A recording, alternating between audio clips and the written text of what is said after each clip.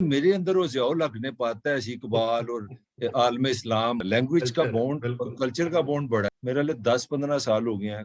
कोई गाना आता है, वो पता कौन सा आता है, वो मेरे जमाने का रिपीट होता है। सारे अमेरिका के टैक्सी ड्राइवरों ने उन्हें गड्डी नहीं चलाई, उन्हें जिन्हें मैं कले ने चलाई। मैं तो चेगावेरा बनूंगा, मैं तो इनकलाब ले आऊंगा। ये कंजर्वेटिव अखबार नुआए वक्त से अपना स्टार्ट लिया। ये समझ आई कि एजेंसियों का क्या रोल है। एंगर अगेंस्ट ऑक्यूपेशनल स्टेट वो मीडिया था। पाकिस्तान अल्लाह का शुक्र है, एक अल्लाह है और एक ही डंडा है। हम्म। हाँ, सब सुबह रियासत मदीना ला रहे होते हैं, शाम को वो चाइना के सिस्टम से मुतासर होते हैं। नौजवान के लिए कोई अच्छे अच्छे हालात नहीं है।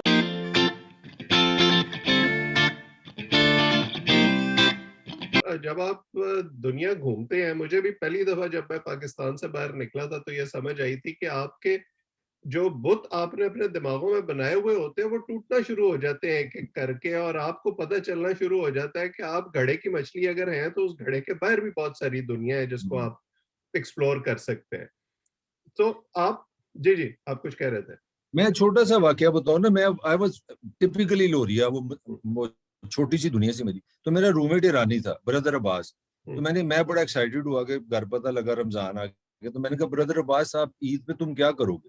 तो he start looking at me. Eid? कहता है, what is Eid brother Tahir? मैं कहा, यार यू नो ईद? कहता है, नो नो आई नो, जश्न होता है वो अपना, जश्न नो बहार क्या होता है, उनकी ईद होती है। कहता है, नौरोज हमारी होता है ईरानियों का। रोज होता है, ईद तो नहीं होती। हम्म। आई वाज शॉक्ड, क्योंकि मेरे अंदर वो ज़ियाउल हक ने पाता है इकबाल और आलम इस्लाम, हम एक भाई हैं, हम खाला खाला के बेटे हैं। वो मैं कि मेरे खाला के पुत्र इधर ही पता है। फिर मैं अरबियों से बैठा, अरबी में लिफ्ट ही ना कर रहा हूँ, कह कुत्ता कमीना मस्कीन पाकिस्तानी। मैं कि यार है तो मेरे कजन ही सन, बड़ा असी ते हमने मिलके अपना जनेवा पे कब्जा करना था। वो पता लगा नहीं, उन्हें कहा तो साढ़े को वीजे लेना आंदे ने। फिर जब मैं सिखों से मिलता था ना, तो मैं गाना करनिया, उन्होंने अपना बीयर खरीदनी, उन्हें कहना, मलक तू पिएगा? मैं कहा, भाई मिलके पाकिस्तान गाना कटिए, साडा पंजाब कटिया गया। तो मैंने जब उनसे रंगबाजी की, उनसे बैठा, गप्पे लगाई, मुझे लगा कि यार कुछ समथिंग इज डिफरेंट। फिर मुझे पता लगा कि शायद मजहब से भी बड़ा कल्चर है, लैंग्वेज का कल्चर है, बॉन्ड और बिल्कुल। कल्चर का बॉन्ड बड़ा है। तो ये मुझे पाकिस्तान में कभी समझ नहीं आनी थी। हमने उस कल्चर के बॉन्ड के ऊपर मजहब की एक तरह से मलमाकारी करने की कोशिश की है, और हमारा ख्याल ये था कि वो एक यूनिफाइंग फोर्स बनेगी, लेकिन वो उल्टा डिवाइसिव बन गई है, लेकिन हम उसको समझने के लिए तैयार नहीं है। तो उसकी कीमत भी तो बड़ी हमने दी ना। फिर जो मजहब के नाम पे यहाँ पे हुआ है, कि आपको अगर किलिंग देखें, और जो हमने अफगानिस्तान से हमने पैसे तो ले लिए, हम्म। तो उसके साथ फिर जो हमने साथ बीमारियां पाली हैं, जो मैं आपको बार बार कह रहा हूँ, जो मैंने डेथ ऑफ कल्चर देखी है मेरी जिंदगी का, जो सबसे बड़ा लॉस है वो यही है हम्म। कि एक ऐसा माशरा जो बर्दाश्त करता था, जो डाइवर्सिटी को एंजॉय करता था। आपको पता है लाहौर की ब्यूटी यही है, एक्सेप्टेंस। हम्म। मैं चैलेंज आपको करता हूँ, एक डार्लिंग न्यूयॉर्क है और एक लाहौर है। हम्म। मैं हमेशा न्यूयॉर्क में जाके कहता हूँ कि ये दुनिया का लाहौर है। हम्म। तुर्की वाले तुर्की, पाकिस्तानी पाकिस्तानी, हिंदुस्तानी हिंदुस्तानी। ये बड़े शहर बड़े दिल से बनते हैं। अगर आप में बिल्कुल। वो नैरोनेस आ जाएगी, तो वो आप फिर बड़े शहर नहीं बन हम्म। सकते। तो ठीक। हमने अपने कल्चर की प्राइड, मतलब देखें, अब 10 साल से, मैं जब बच्चा था तो कोई वीक नहीं होता था नूर जहां या मेहदी हसन का टॉप पंजाबी गाना ना आए, पंजाबी हम्म। फिल्म ना आए। मेरे लिए 10-15 साल हो गए हैं, कोई गाना आता है, वो पता कौन सा आता है, वो मेरे जमाने का रिपीट होता है। हम्म। मेरे यंग लोग मुझे बताते, बड़ा जबरदस्त गाना है। तो मैं सुन के शर्मिंदा, काका मैं 45 साल पहले सुने। ठीक बात है। अच्छा, आप अमेरिका आने से पहले पाकिस्तान में सहाफत में एमए कर चुके थे, आपने अमेरिका में एमफिल किया, सहाफत और कम्युनिकेशन जैसे आपने कहा, उसमें मजीद आपने तालीम हासिल की। तो वापस फिर आप जब गए तो आपने फौरन सहाफत शुरू कर दी, या बीच का कुछ ऐसा फेज है जब आपने कुछ और तजर्बात किए? वो एक्चुअली एक ये हुआ ना, जब मैं अमेरिका का एक्सपोजर बहुत हैवी एक्सपोजर था, और हम्म। मेरे आप जैसे अच्छे दोस्त थे। तो मैं जब एमफिल से पहले हमने ना ट्रैवल शुरू कर दिया हम्म। अमेरिका में ना। उसने मुझे बताया कि यहाँ ड्राइवे कंपनीज होती हैं, आप एक गाड़ी लेते हैं, 5 दिन के लिए वो आपको दे देते हैं फ्री। तो हम्म। वो होती है मर्सिडीज, ऑडी। मैं तो गरीबा का पुत्र था, मैं तो आम गड्डी का नहीं पता सी, मैं की पता कि की बुलावा गड्डी। तो हमने फिर फैसला किया दोनों दोस्तों ने कि हम अपार्टमेंट नहीं लेंगे, हम्म। हम अमेरिका इसी तरह ही रहेंगे। तो मैं 6 महीने तो अमेरिका ना, मैं सारे अमेरिका के टैक्सी ड्राइवरां ने उन्नी गड्डी नहीं चलाई होनी जिन्नी मैं कल्ले ने चलाई। तो मैं जनाब डैलस से निकलना तो सीधा अपना वहां से लॉस एंजलिस चले गए, वहां से गाड़ी ली, वाशिंगटन सिएटल चले गए, वाशिंगटन सिएटल से गाड़ी मिली, ह्यूस्टन आ गए, ह्यूस्टन से गाड़ी ली। अंग्रेजा मीरा दी गड्डियां ते असी विच अपना, और गरीब लोग थे, हम मजेदार किस्म के character. He was MBBS doctor. उसने मुझे समझाया कि पूरे दिन में आपने एक सलाद जो ना वो पिज्जा हट पे सेल हुआ करती थी $3 की, तो लंबी लाइनें होती थी उसमें खाने की चीजें, तो हमने एक मील लेकर उसी में गाड़ी में सो जाना करना। तो मेरा ख्याल है फिर मुझे अमेरिका की डाइवर्सिटी जो समझ तब आई। अमेरिका के मैंने डेजर्ट देखे, डेथ वैली देखी, फिर मैंने हाईवे 1 पे मैं ऑल द वे ओरेगन गया, वाशिंगटन सिएटल गया, कनाडा तक गया, फिर मैक्सिको गया, कनाडा गया। तो मैं मतलब फिर मैं गुम ही हो गया। मैं केड़ा मतलब मुझे इतना लगा कि वाकई I am just a tiny, एमी एक ड्रॉप सा हूं। तो मुझे दुनिया बड़ी खूबसूरत लगी, मेरे अंदर एंगर निकल गए, डिप्रेशन निकल गए, क्योंकि मुझे इतनी इतनी बड़ी चीजें मिलती थी कि मुझे छोटी छोटी चीजें सजी नहीं है। तो ट्रैवल ने, अमेरिका ने बड़ा एक हेल्प की।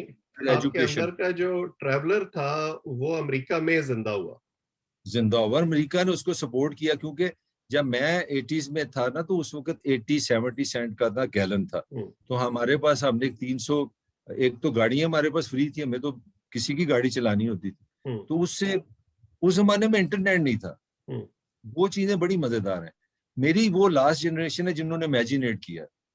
हमने आंखें बंद करके नियाग्रा फॉल को ना इमेजिनेट किया, हमने आंखें बंद करके डेथ वैली को सोचा है पहले, फिर जाके देखा है। तो हमारी जो हम पैदाइशी प्रोड्यूसर हैं, कैमरे शैमरे ला के फ्रेम बनाए। मतलब मैं तो फिर जब मैंने अमेरिका देखा और अपनी आंख से देखा तो इट वाज ब्यूटीफुल।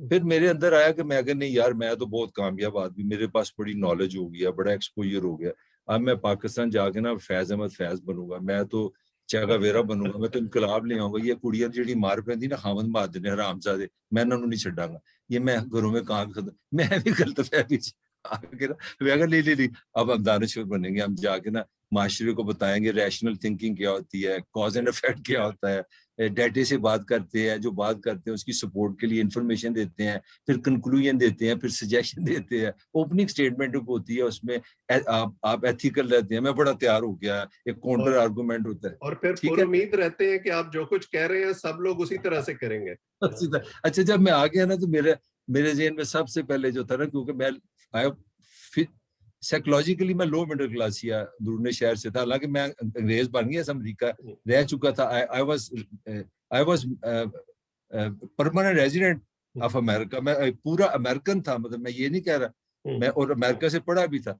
मगर रूह मेरी जो थी ना वो वही दूरने शहर पंजाबी है। तो मैंने सोचा, मैं कि यार अगर मैं अंग्रेजी जर्नलिज्म में चला गया तो मैं एक ਜਿਹੜੀ ਇੰਪੀਰੀਅਲਿਸਟ ਮਾਈਂਡ ਦੇ ਬੜੇ ਮੇਰੇ ਤੋਂ ਬਹੁਤ ਸੁਪੀਰੀਅਰ ਲੋਕ ਬੈਠੇ ਨੇ, ਜਿਨ੍ਹਾਂ ਨੇ ਦਿਹਾੜੀ ਲਾਣੀ, ਜਿਨ੍ਹਾਂ ਨੇ ਸਟੇਟ ਨੂੰ ਫੜ ਕੇ ਨਾ ਲੋਕਾਂ ਨੂੰ, ਤੇ ਮੈਂ ਤਾਂ ਪੰਜਾਬੀ ਬੋਲਣੀ, ਮੈਂ ਤਾਂ ਗਾਲਾਂ ਕੱਢਣੀਆਂ।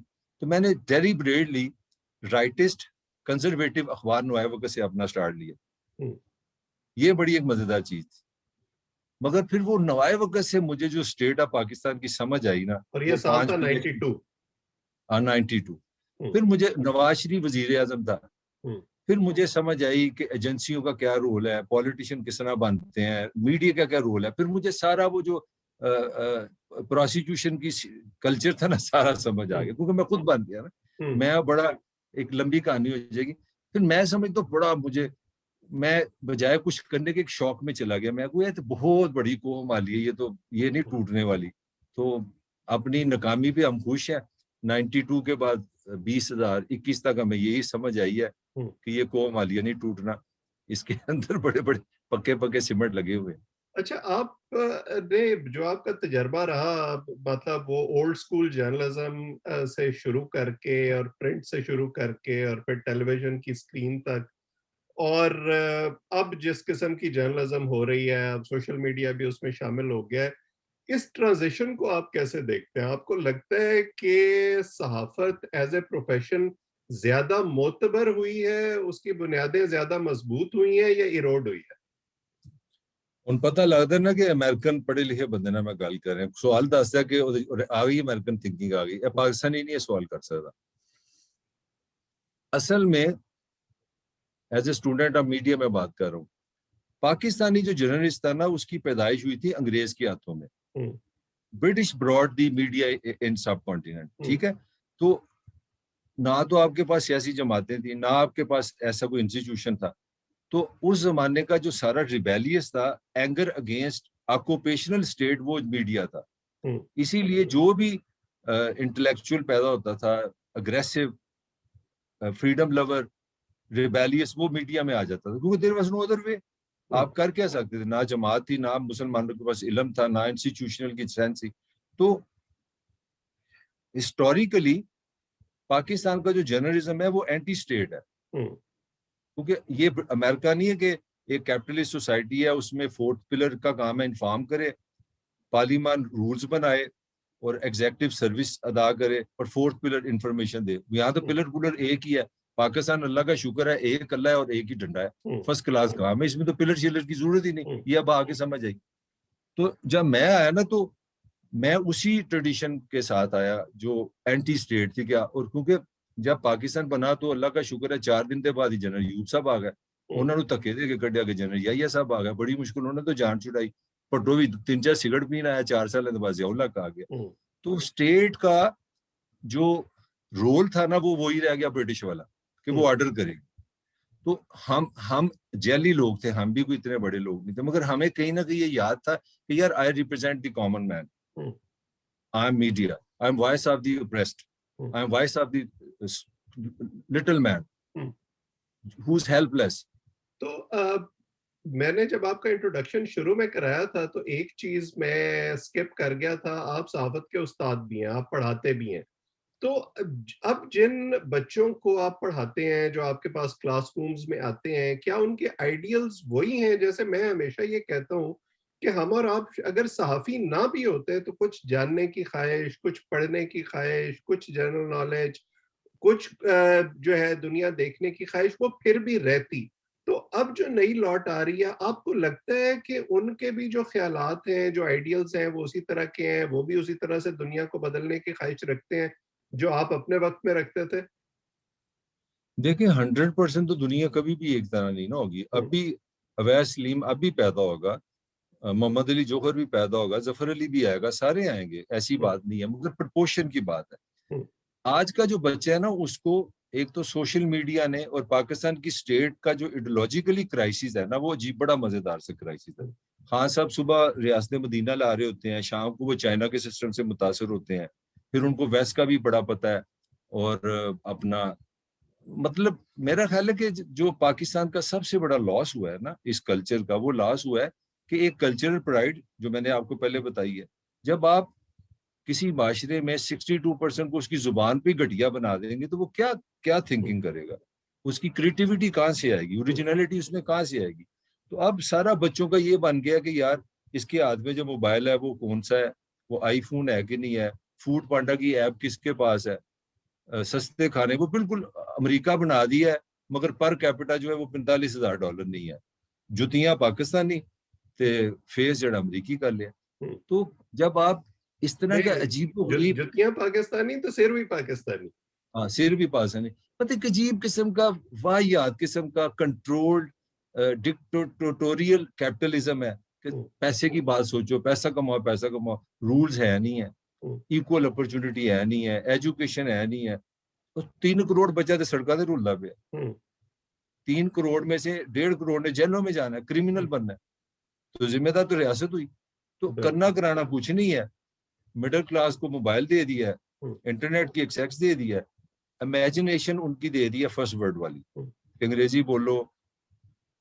अब इंग्लिश मीडियम के साथ डेटिंग है, शाम को वाइन पीना है, टूरिज्म है, लिबरलिज्म है, तो नाल जाना भी जन्नती जी। देखो ना नौजवान का कितना क्राइसिस है। अगर उसको फोन दिया तो रात को अगर वो किसी लड़की से चैटिंग कर रहा है और परसों उसको कॉफी पी के बुलाएगा तो नहीं क्या करेगा? साथ आप कहते हैं कि नहीं तुमने जन्नत में जाना है, तुमने तो बदतरूरों के साथ वक्त गुजारना, तुमने डेट भी नहीं करनी। वो तो भाई फिर नाल आईफोन भी देता है। और बड़ी मजेदार कॉमेडी हो गई है पाकिस्तान। इनहेरेंट कॉन्ट्रडिक्शंस जो है वो सोसाइटी की उभर के सामने आती हैं। और मुझे तो जो सहाफत के तालिब इल्म है आप इतने सारे, मुझे तो यही नहीं समझ आती कि ये सब जो एक ग्लैमर से बज़ाहिर मुतासिर होके ये पढ़ना चाह रहे हैं और इस फील्ड में आना चाह रहे हैं, इन सब की खपत किधर होगी? अब तो जो जर्नलिज्म एज ए प्रोफेशन था या जो टेलीविजन का एक बूम था, वो तो ऑलरेडी उसकी डाउनस्लाइड बड़ी देर से शुरू हो चुकी है।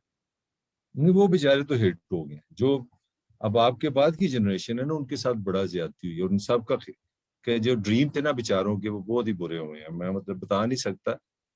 जो मीडिया पे जवाल आया है ना, वो बहुत ही खौफनाक है। वो बेचारों ने एमफिल किया है, पीएचडी किया है, कोई मतलब मैंने आपको तरीके से समझा दिया कि मीडिया कंट्रोल कितना खूबसूरत है, आपको कोई नहीं इतना खुल के बताएगा। तो उन्होंने कुछ नहीं किया, उन्होंने मालक दी वो फाइनेंशियल कमजोरी पकड़ के उसको एक ही मैसेज देते हैं कि भाई वो फैक्ट्री बंद करवानी की होते बकवास दायर मलक कर रहे हैं। अब कोई किसी को नहीं मारता, कोई थ्रेट नहीं है, कोई किसी को तंग नहीं करता, एवरीथिंग इज फ्री। मगर इस फ्रीडम को उन्होंने, जो आपकी सर्वाइवल की लाइन है, सैलरी है, पैसे जो है, उस पे उन्होंने आराम से हल्का सा प्रेशर रखा है। वहां पे थोड़ा सा प्रेशर बिल्ड करते हैं तो गुलाम सारे सलाम शुरू कर देते हैं। जो ही इतनी सी कहानी है, उसमें यूथ क्या करेगा बेचारा? यूथ के लिए ना कोई आइडियलिज्म है, ना नर्सिंग है। हम जैसे चवल ऊपर बैठे हुए हैं, जो आप इनसिक्योर हैं, ना उनसे को मोहब्बत करते हैं, ना उनको स्कोप देते हैं। फिर एक एक अजीब अथॉरिटेटिव माइंड के लोग हैं हम। मतलब वो उस्ताद वाला कल्चर ही खत्म हो गया, बुजुर्गी वाला, कि यार एक नया बच्चा है या बच्ची है, इसको नर्च करो, इसको मोहब्बत दो, इसको कॉन्फिडेंस दो। इनसिक्योरिटी शदीद है। जो ऊपर कामयाब मीडिया में बैठा है, वो भी अंदर से डरा हुआ है। तो मेरा ख्याल है कि नौजवान के लिए कोई अच्छे अच्छे हालात नहीं है। Very sorry to say that.